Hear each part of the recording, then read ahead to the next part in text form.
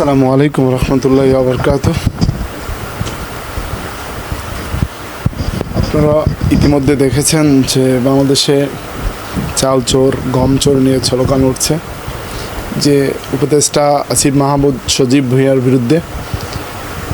যে সম্প্রতি কিছু ঘটনা, পিছের একটা ঘটনা ভিডিও দেখে যারা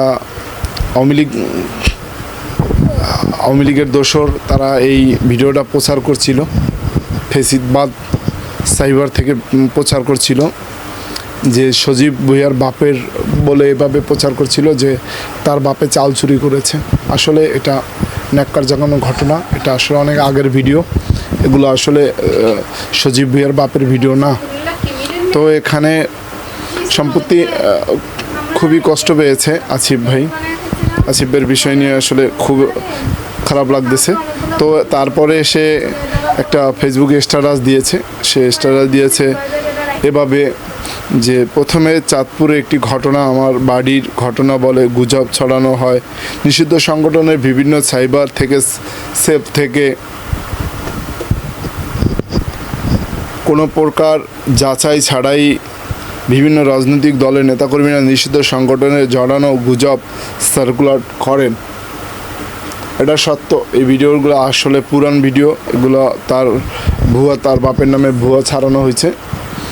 এই প্রেক্ষিতে নগর ভবন অবরোধকারী নৈতিক নেতার কর্মীরা আমার বাবার চাল চোর গম চোর বলে স্লোগান দিচ্ছে। আমাদের ফেসিবাদ বিরোধী লড়াইয়ের বন্ধুরাও শুধুমাত্র প্রতিহিংসা বশত নিষিদ্ধ সংগঠনের ছড়ানো গুজব দিয়ে আমার পরিবারের মানহানি করেছে। অথচ জুলাইয়ের পরবর্তী বাংলাদেশ আমরা গঠনমূলক রাজনীতি প্রত্যাশা করেছিলাম। দুঃখজনকভাবে তরুণ নেতৃত্ব গঠনমূলক রাজনীতি পরিবর্তে প্রতিহিংসা এবং ব্যক্তি আক্রমণ রাজনীতি বেছে নিচ্ছে। কিছু লোক রাজনীতি প্রতিহিংসা বেছে নিচ্ছে, যা বর্তমানে সারা বাংলাদেশে ছড়াই গেছে। আজকে নগর ভবনের সামনে চাল চোর গম চোর এভাবে স্লোগান দিয়েছে। আসলে এই ঘটনাটা হলো চাঁদপুরে শায়েস্তি ঘটনা ঘটছে, সেটা আপনার সজীব ভুঁইয়ার বাপের চাল চোর নিয়ে এটা প্রচার করেছে। আসলে ন্যাক্কারজনক। এত সুন্দর একটা রাষ্ট্র যে গেছে 36শে জুলাইয়ের যে আন্দোলনের নেতৃত্ব দিয়েছে, তার বিরুদ্ধে এত জঘন্য একটা ভিডিও পাবলিশ করেছে। আসলে তার সত্যতা বাছাই করা উচিত ছিল তাদের। আসলে মিথ্যা অপচার এইভাবে যদি ছড়ায়, আসলে প্রত্যেকটা মানুষ হেনস্থ করতেছে, এগুলো আসলে ঠিক না। কিছুদিন আগে সজীব ভুঁইয়ার গালে জোতা মারো তালে তালে এরকমের একটা ভিডিও ছিল, দেখেছি, সবাই দেখেছেন।